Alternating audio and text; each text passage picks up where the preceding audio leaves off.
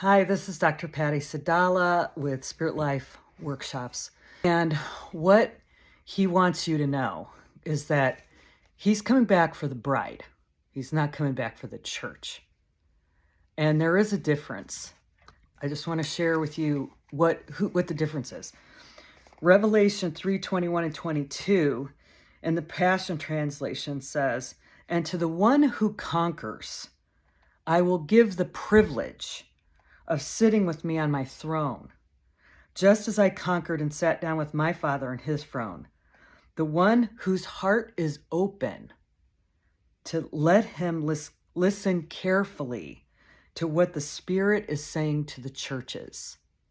So one of the distinctions is that you must be a conqueror. You must be an overcomer. You must be an overcomer. You must push past your life's challenges for God. And then in the second Revelation 19:7 and 8 chapter, it says, "Let us rejoice and be glad to give glory to him, for the marriage of the Lamb has come, and his bride has made herself ready." So what we learn here is that the definition of the bride is someone who has made herself ready. She has prepared for the groom. And so people who are just living their lives for this world and not really learning how to surrender what realize that the reason they were born in this time and season was for a purpose and a calling, and that in order for you to be considered a bride, you need to make yourself ready, and you need to be doing what God has created you to do. "It was given to her to clothe herself in fine linen, bright and clean, for the fine linen is the righteous acts of the saints." So garments are worn on the outside of your body. And so people need to be able to see God on you. And you need to be releasing the gifts that God gave you, not just for you or for your family, but for the people that God put on in your book for you to influence.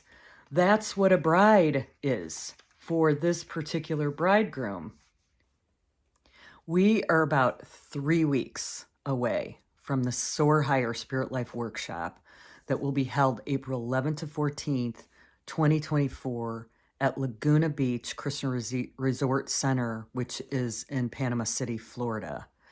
And we're going to spend 3.5 days, and you're going to be walking through doors to help you know, how has God uniquely created you for this time and this season?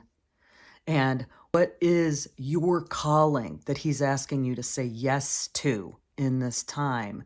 How does he need you to be prepared like the bride to be able to handle that high calling? And Jesus himself is going to take you and walk you through each of these doors all the way up to the high places and teach you what it means to be able to live in sync with God from his perspective.